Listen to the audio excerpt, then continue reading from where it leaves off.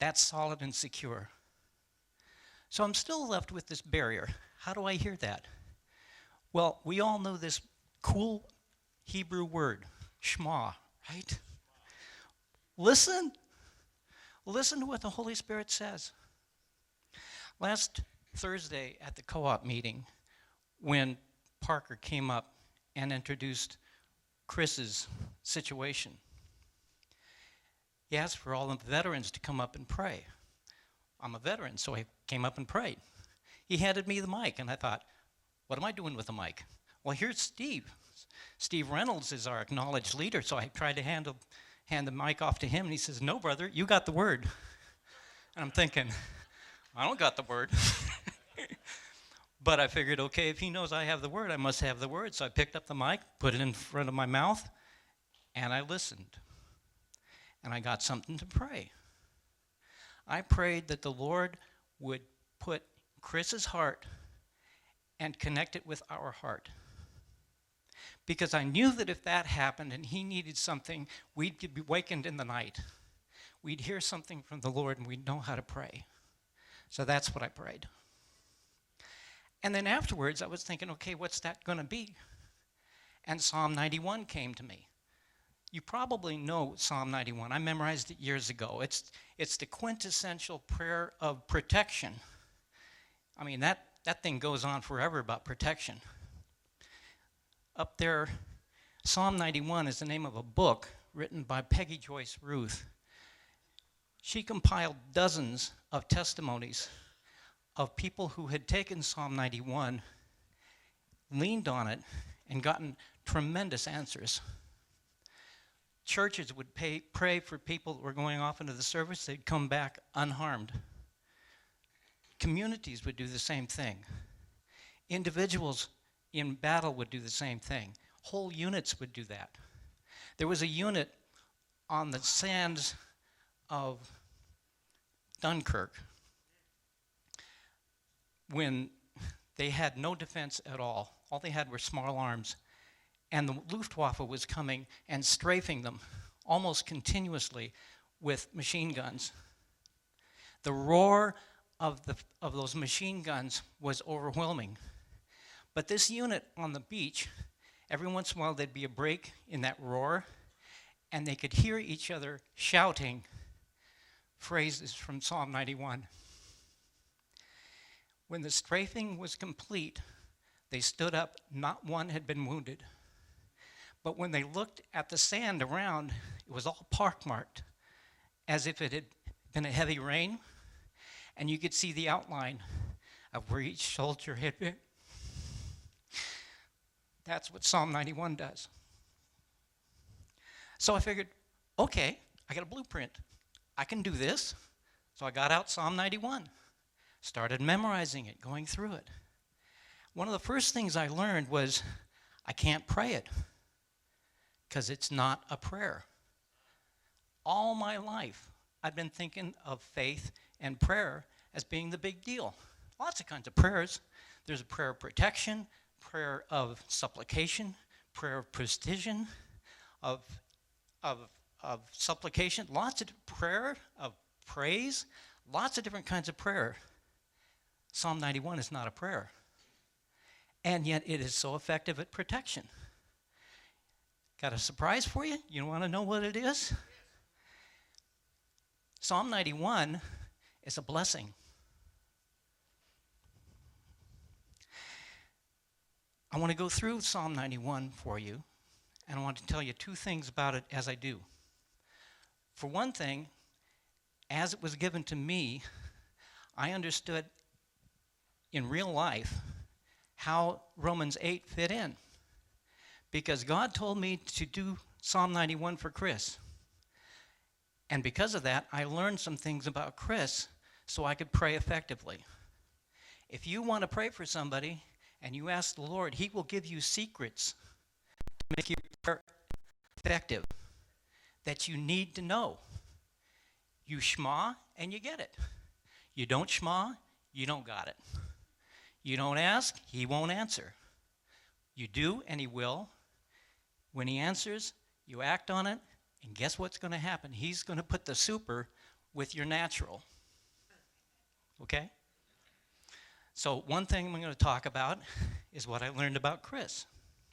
The second thing I want to point out is something I had no idea about. Like I said, I memorized this thing years ago. I didn't know that there were 4 parts to Psalm 91. And I think it's useful to know what those 4 parts are. The first part is a revelation of truth. It's the word from God. It's Torah, basically. He who dwells in the secret place of the Most High will abide under the shadow of the Almighty. Now that word shadow is also translated protection. And when the word talks about the 7 nations that were greater and stronger than Israel, that they went in to conquer, God said that he removed their shadow, their protection from them, so that they were unable to stand before Israel. He who dwells in the secret place of the Most High will abide under the shadow of the Almighty. That's the first thing. That's the truth.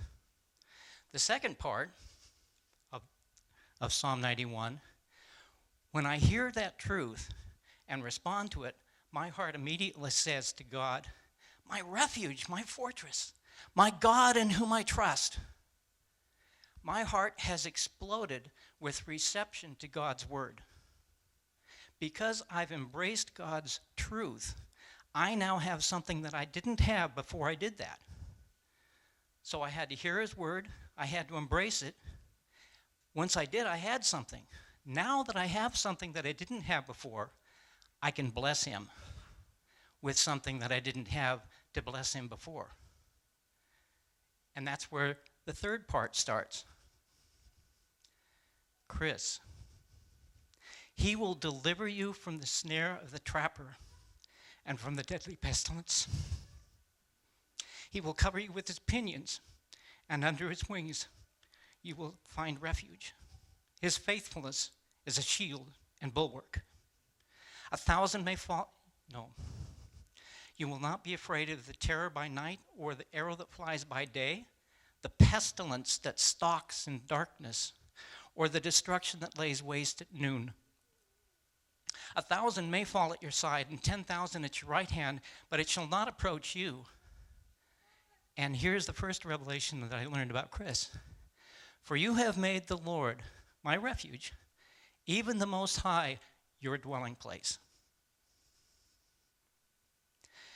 No evil will befall you, nor will any plague come near your tent, your household.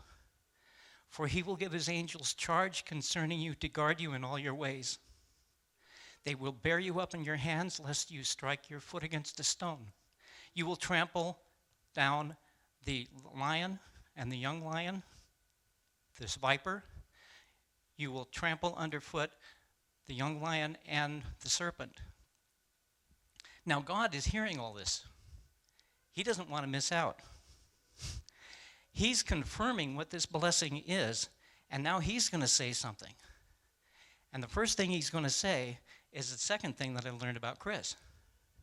Because he has loved me, therefore I will deliver him. And then I hear the second revelation about Chris. I will set him securely on high because he has known my name.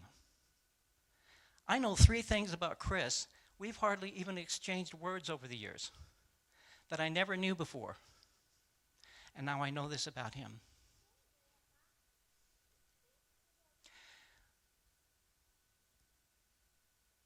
And the Lord goes on to add his blessing. He says, he will call upon me and I will answer him. I will be with him in trouble. I will deliver him and honor him. With a long life I will satisfy him. And I will cause his eyes to feast upon my salvation. That is a blessing.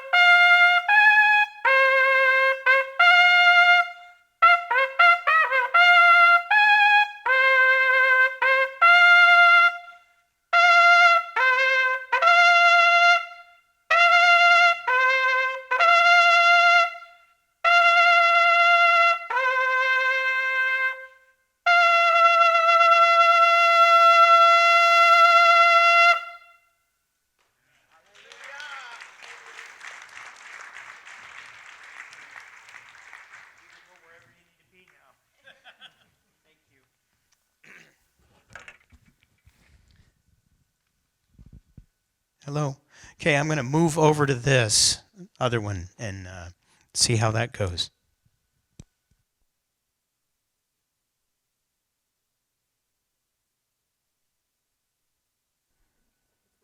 Hello? Oh, great. Thank you, my dear. And remember, at the end, if you want to give, and I imagine you're leaving in the morning?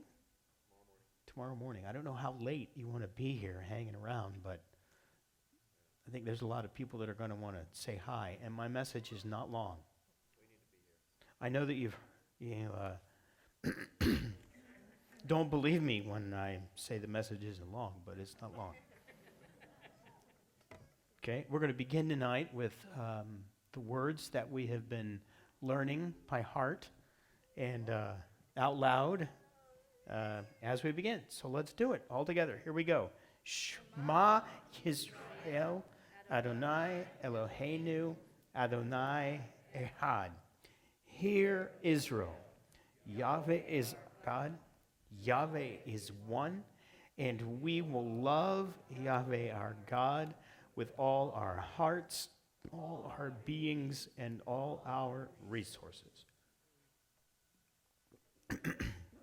John, those words were beautiful. And you brought up the idea of being blessed, of getting a blessing. That's what this is about tonight. Next week, we have Purim, and then the week after, we'll get back into Matthew.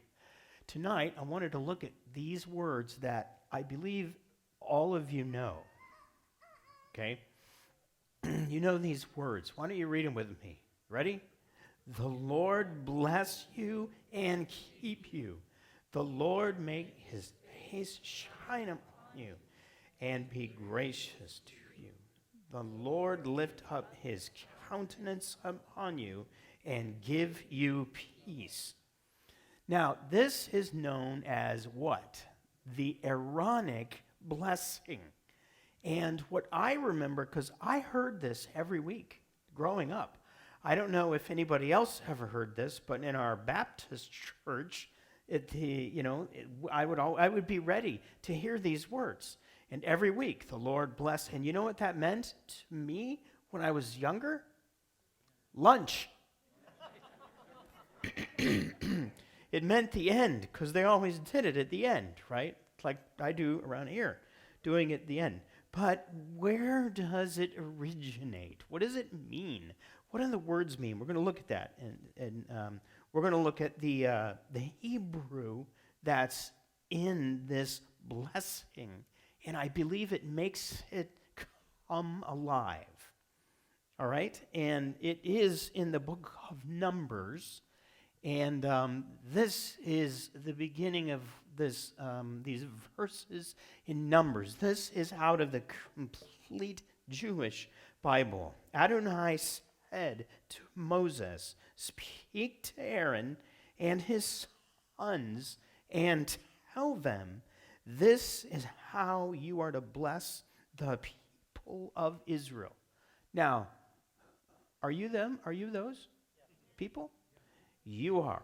That means these words are not only for Israel way back in the day, but these words are for all of us. Those of us that love the God of Abraham, Isaac, and Jacob, and Yeshua, these words are for us. Now, this is going to be challenging for most of you, okay? I want you to read these words out loud with me. Okay, so we're going to read Hebrew and then English, and then Hebrew and then English, and then Hebrew and then English again. Okay, are you ready? Okay, you guys are ready. Here we go. Ivarek Adonai v'yishmerekha. May Adonai bless you and keep you. Ya'er Adonai panav elecha v'kunekha. May Adonai make his face shine on you and show you his favor. Yisa Adonai hanav eleka, viasemleka shalom. May Adonai lift up his face toward you and give you peace. You guys are awesome. You did a really, really good job. Okay, then the next words are, in this way, they are to put my name on the people of Israel, so I will bless them. Now, here's something you might not know. Because in English, almost every English version, what you read are these words, may the Lord bless you, which is almost like a, boy, I really hope that he does. Okay? The word may is not in there in a Hebrew. Okay? This is not a, God, I hope that you do this. Please do this. This is a declaration of what your heavenly Father is going to do as you walk with him. Isn't that neat? Okay. Secondly, very unusual. All right. And maybe you're not aware of this, but in the English Bibles, when you read the word you, a lot, if not most, of those yous are not you, they're you all. Okay? Y'all, all y'all. Okay? All of you. But this one is individual. This is singular. So as Aaron is speaking these words, or whoever is speaking these words, it's that God is going to bless each of you individually with whatever is in and behind these words, if you want it. Okay? You don't have to have it. I mean, there are ways that you can like hold your hands up and go, no, I don't want that blessing. One of the easiest ways not to get it is not to walk with him.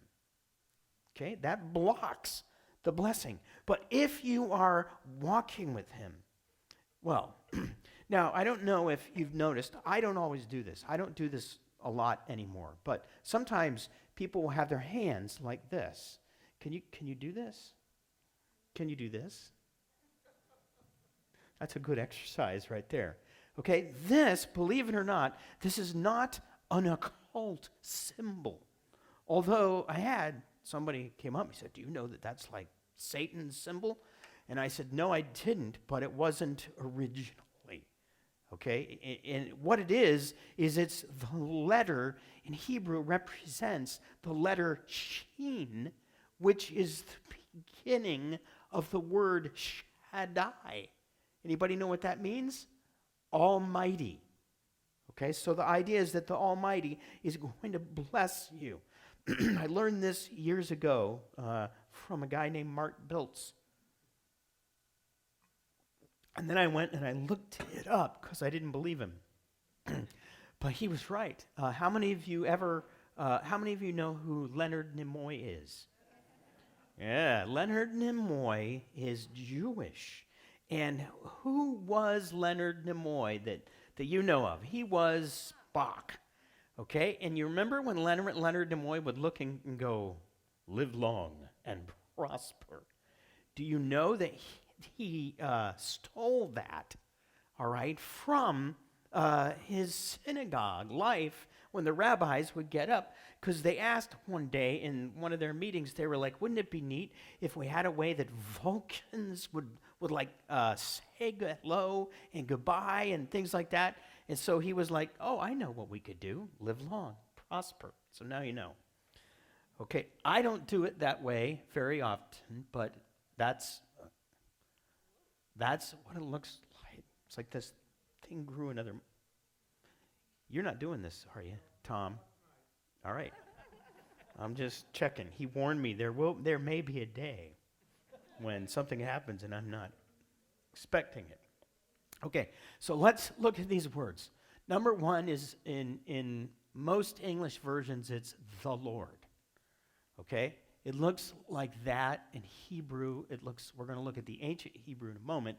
You guys know this, and the letters are YHVH, sometimes YHWH, WH, and either one is all right. But here's the deal. Everybody, not everybody, there's more than one way that this name is pronounced. Okay? You may hear it Yahweh. You may hear it Yahweh. You may hear it Yehovah. And you'll hear us use them interchangeably. Okay? Now, recently I read in a book by Miles Jones that he is absolutely convinced that it's Yehovah. Yehovah. And he might be right. So that's as far as I'm going to go with it. He might be right, and how's that? We should fight about it. You've been in church way too long, buddy. And that's what you're thinking, because I'm like, yeah, okay. All right. Now, things that I want you to notice about this name, okay? And mainly is what it means. So this is the name in the ancient language, okay? Those letters up there that looks like the guy jumping up and think like that. There's the Yod, He, Vav, He. And the meanings of those ancient letters are, behold the nail, behold the hand. So in the very name of Yehovah is behold the nail, behold the hand. That's amazing. Okay? Now, you remember when Moses met Yehovah and he asked, what is your name? Like, who are you? Okay? And this is the answer that he got. God said to Moses, Eye, Asher, Eye. That's the Hebrew. It means I am or will be what I am or will be. Now, in most of our English Bibles, it's easier to go, I am what I am.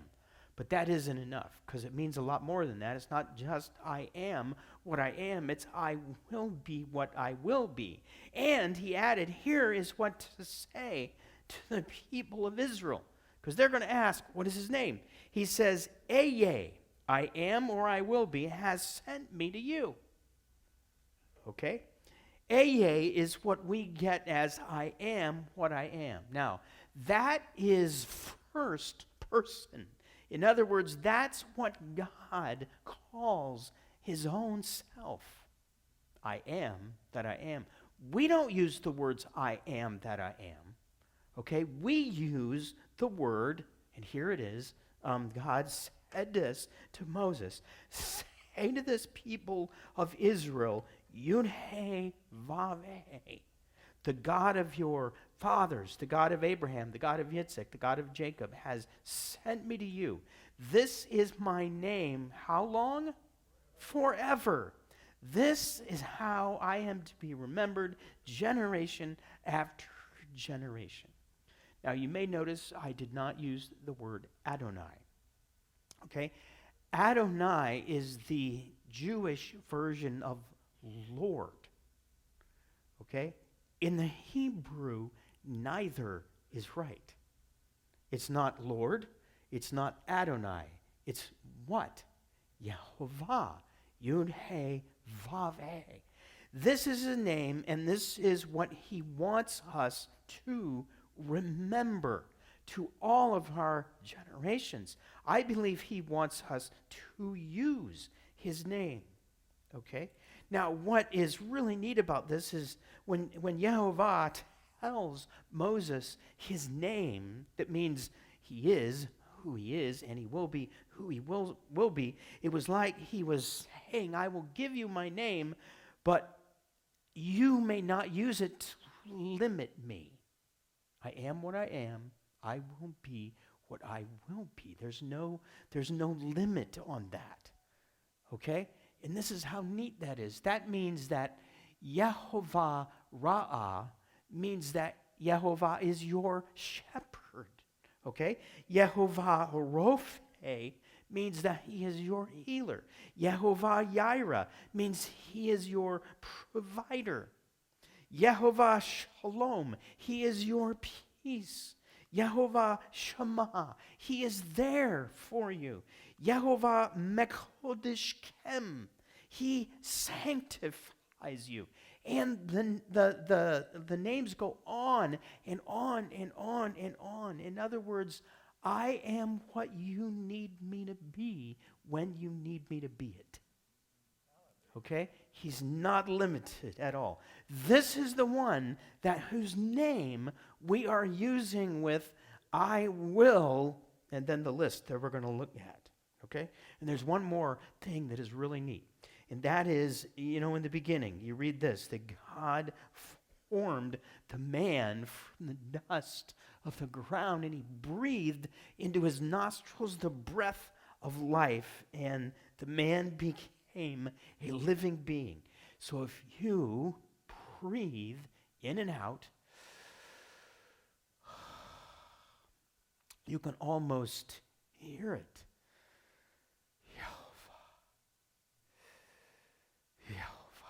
It's like your breath, because that's the nearness of Yehovah to those that love him.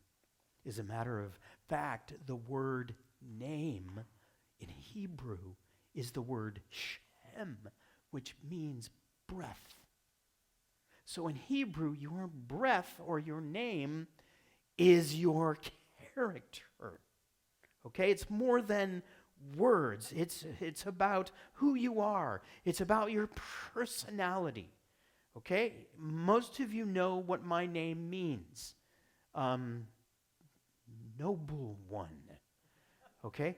But I didn't know that. I didn't know that growing up. It wasn't like I walked around knowing I was Patrick the Noble One. All right? But in Hebrew, names mean a lot. They're all about who you are. Okay? So that means when you read the words about taking Yehovah's name in vain, you could read it like this. Okay? You shall not take the name or character of Yehovah your God in vain. Another way of reading that would be, you shall not falsely represent the character of Yehovah. What does that mean? It means you are his rep on earth. Act like it. That's a lot more than using a bad word, which is what, we always thought that meant, taking the Lord's name in vain, or maybe just saying, oh God, which is interesting because God is not his name. I'm just letting you know, God is not his name.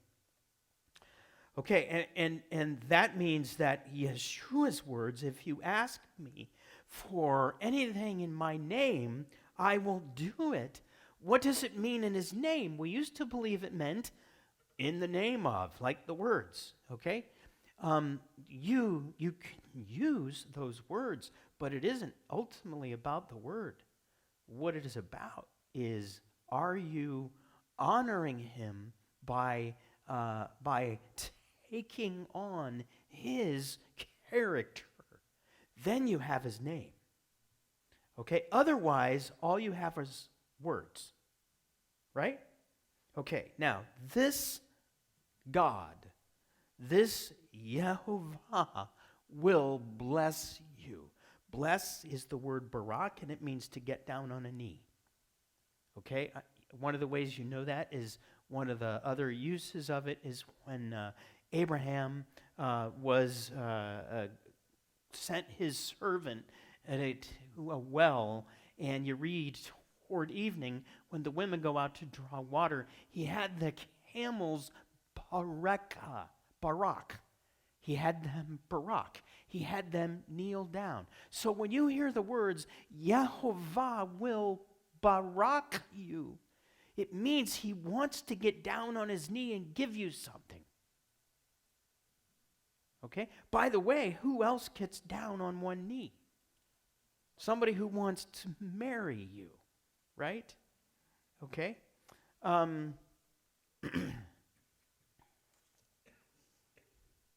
Okay, so he's going to do this, and by the way, at the end of these words of this blessing, we read, in this way they will put my name on the people of Israel, and I will bless them. In other words, they will put my character on the people of Israel, and I will kneel down and give them a gift. This is really amazing. Okay?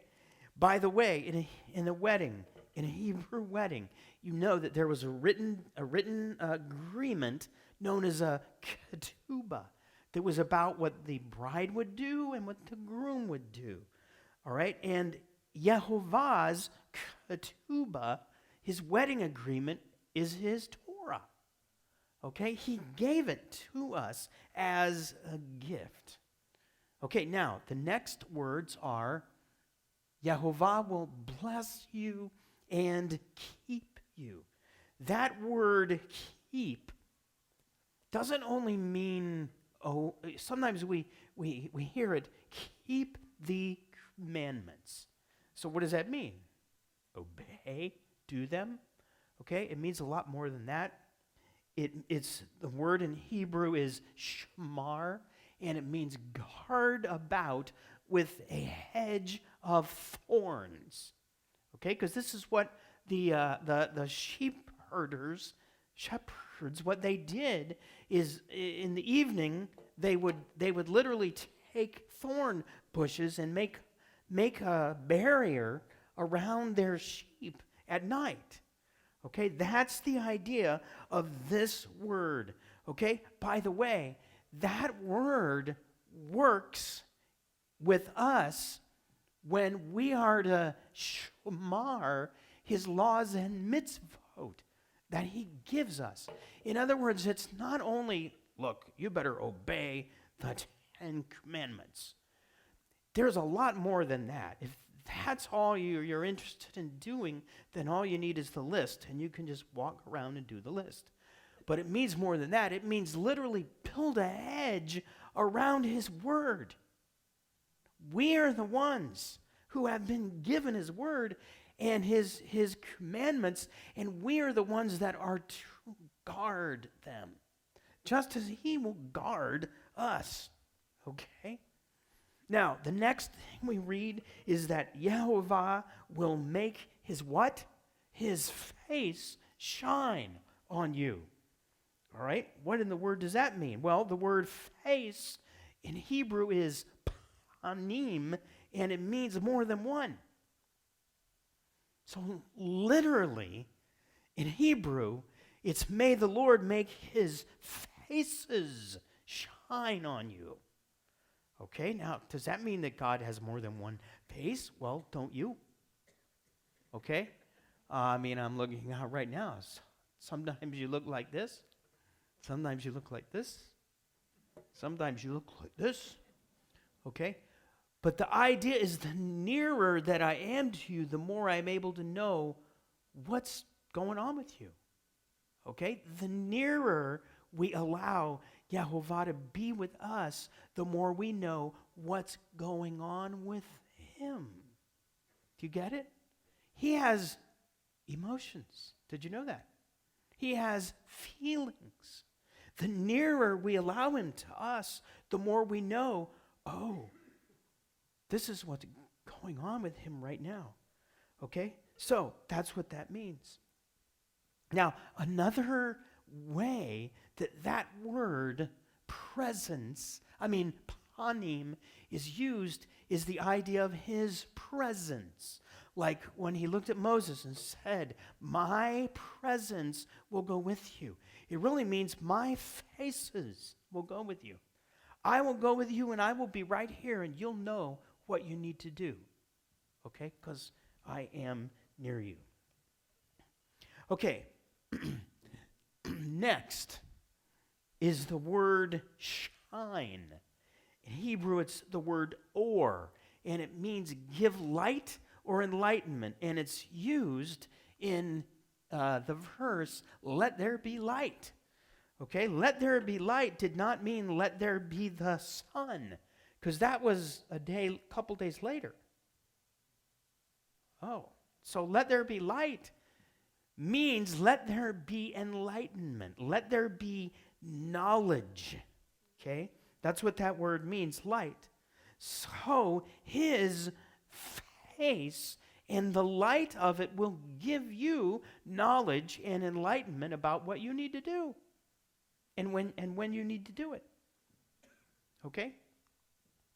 Now, the next words are, and show you his favor, or some translations use the word grace, which is, it's all right, that works there. In Hebrew, it's the word hanan, and it means protect somebody who needs it. So it's a word that is available to anybody that is in need. So the idea is whatever it is that you are in need of, he will help you, okay, in whatever situation it is, all right? Here's something interesting. That word, hanan, is from a root word in Hebrew that means camp, like where you set your camp. And the idea is if you're out and the lions are at you all day, all right, and you want to go home where the fire is, all right, when you get there and you look at it, aren't you glad? Okay, that's the idea behind this word. Okay, now, the next is that Yehovah will lift up his faces on you, okay? Lift up is the word nasa, which means lift off. Very easy one to remember. Nasa, lift off. Okay? You can remember that. But that is the word that is used that also means forgive, because what Yehovah wants to do is lift the burden of your guilt off of you. Nasa. Okay, so the idea is he will lift up his face on you. And what do you, this is what I get. The picture that I get from that word is that. Okay? He's lifting up his face on you. And that's the idea that I believe he means for us to get out of this. Okay? And he will give you peace. That's the word shalom, which means well and happy and prosperous and healthy and whole. It's from the root word shalom, which means restore something back to its original position, condition. So you have the idea of Adam and Hava, Adam and Eve, in the garden. He wants to restore us back to that condition where we were in the garden. That's shalom, to bring us back. Hallelujah. So all of that in those little words at the end that mean a lot more than lunch or dinner or whatever. So here's what I want to do tonight, and then I'll let you go, okay? Is I want you to read these words with me out loud, and then I will do the blessing in Hebrew, okay? I'm going to see if I can wear my, here it is, my talit for this. And why don't we stand up together? And I'm going to do this, but remember, don't leave, because we're going to do the baskets, passing the baskets, in case you want to give an offering for Chris and Alona. Okay, but we'll go ahead and do this. So this is the real meaning. Okay, all together. Yehovah will kneel down to give you his gift and guard you. Yehovah will look at you face to face and give you his favor. Yehovah will lift you up in his arms and give you all you need to make you whole. Now, why don't you put your hand on your heart and hear these words. These are not my words. These are Yehovah's words to you. And now maybe you'll hear them a little differently. Yivarechecha Adonai ve'yishmerecha Yair Adonai panav elecha v'kunecha Yisa Adonai panav elecha v'yasem lecha lecha. Shalom.